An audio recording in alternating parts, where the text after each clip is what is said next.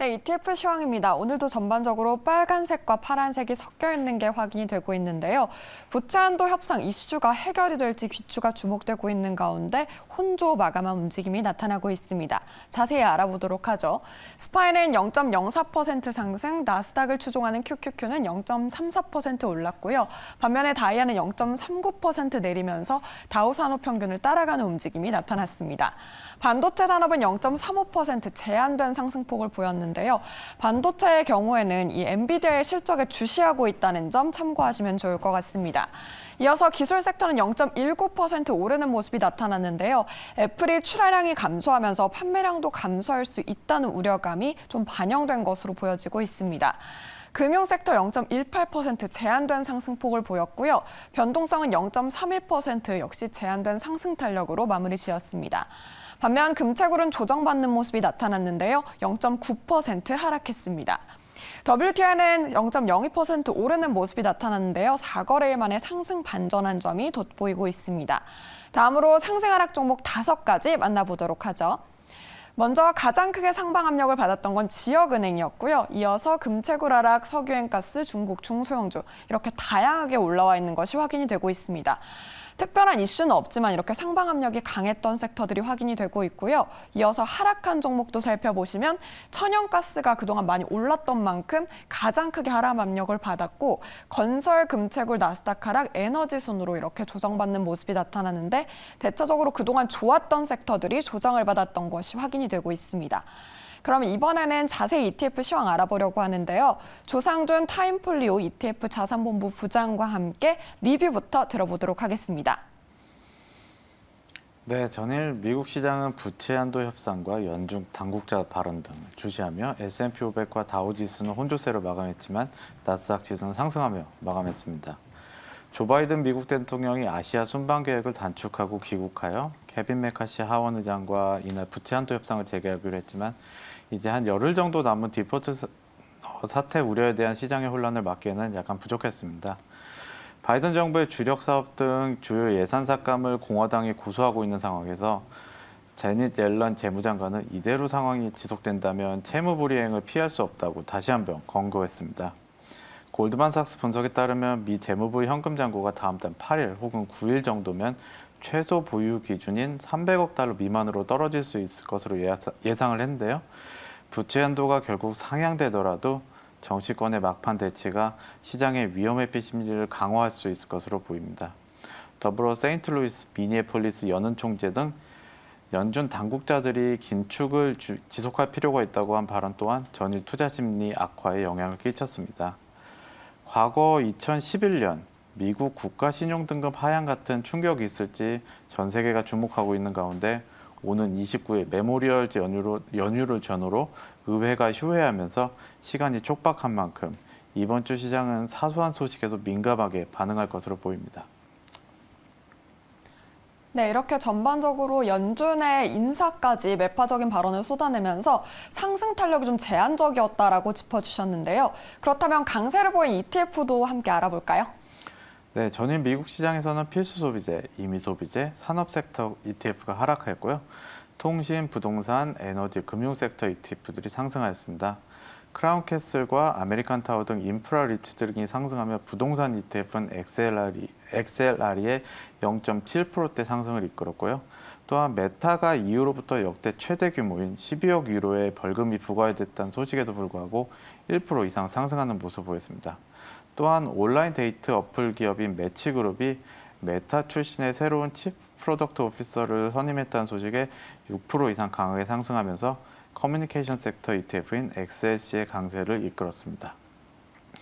또한 중국 당국이 마이크론 제품에 대한 심각한 보안 문제가 발견되었다며 자국 주요 IT 인프라 운용자들에게 구매를 중단하도록 지시한 것에 영향을 받아 마이크론 주가가 대폭 하락하였으나 인공지능 소프트웨어 기업인 이팸 시스템즈와 젠 디지털 등이 5% 이상 상승하며 기술 섹터 ETF인 XLK의 소폭 상승을 이끌었습니다.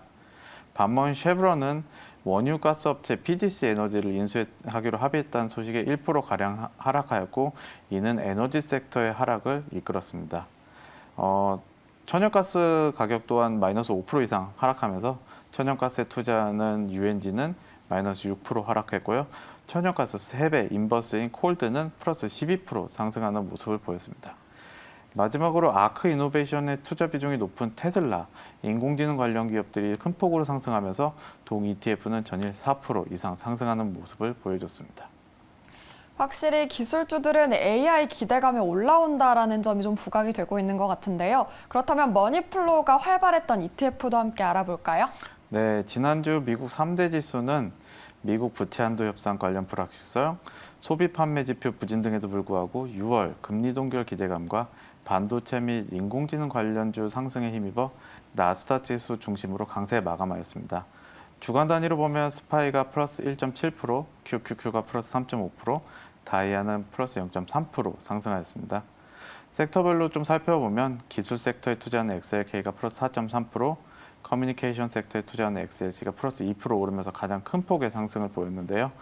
웨스턴 디지털과 일본 키옥시아의 합병, 서비스나우나 AMD 같은 기업들의 인공지능 비즈니스 확대 등 기술주들이 전체적으로 큰 폭으로 상승하는 모습을 보였습니다. 더불어 리오프닝 기대감이 다시 한번 올라오면서 카니발콥, 익스피디아, 부킹닷컴 등이 상승하며 자유소비재에 투자하는 ETF인 XLY, 지방은행 리스크 완화 기대감에 금융에 투자하는 XLF도 플러스 2%대로 상승하였습니다. 반면 부채 한도 협상에 대한 낙관론이 주 막판 나오면서 경기 방어 성격이 강한 유틸리티 섹터에 투자하는 XLU는 마이너스 4%, 경기 소비재 섹터에 투자하는 XLP는 마이너스 1.5% 하락하였습니다. 테마 ETF 중에서는 반도체에 투자하는 ETF인 SMH가 플러스 8.5%, 속스가 플러스 7.8% 상승하며 인공지능 산업 관련 ETF들이 큰 폭 상승하였습니다. 더불어 지방은행에 투자하는 KRE도 플러스 7.8% 상승하는 모습을 보이는데요. 또한 경기 회복 기대감이 시장에 남아 비트코인 관련 기업 및 블록체인 기업에 투자하는 DAPP와 BITQ도 10% 이상 큰 폭으로 상승하는 모습을 보였습니다. 이번 주에는 5월 FOMC 의사록 공개, 4월 미국 근원 PCE 발표, 부채 한도 협상 진행 및 엔비디아의 1분기 실적 발표가 예정되어 있습니다.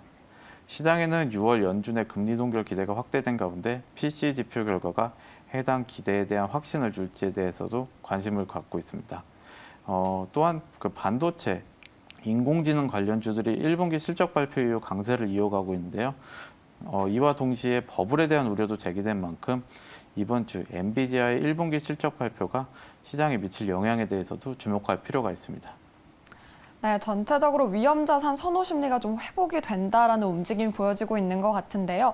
자, 그렇다면 최근 신규 상장을 했거나 관심이 유효한 ETF도 짚어주실까요? 네, 최근에 미국 ETF 운용사인 라운드힐에서는 18일 생성형 AI ETF인 라운드힐 제너레이티브 AI 테크놀로지 ETF 챗을 신규로 출시했습니다. 동 ETF는 액티브 ETF고요. AI 기술 최전선에 있는 글로벌 기업들, 즉 다시 말씀드려서 AI 시장 성장을 위한 길을 열거나 직접적으로 AI 기술을 시장에 선보일 수 있는 툴을 개발하는 기업에 투자하는 ETF입니다.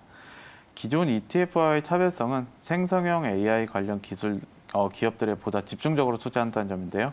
투자 포트폴리오에는 엔비디아, 마이크로소프트, 알파벳 등 29개 기업으로 구성되어 있습니다.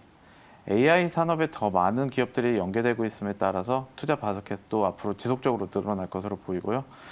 동 ETF의 총 보수는 0.75%입니다. 네, 이렇게 엔비디아를 포함해서 AI에 대한 집중이 되고 있다는 점까지 함께 짚어주셨습니다. 지금까지 조상준 타임폴리오 자산운용 ETF 본부 부장과 함께 ETF 시황 알아봤습니다.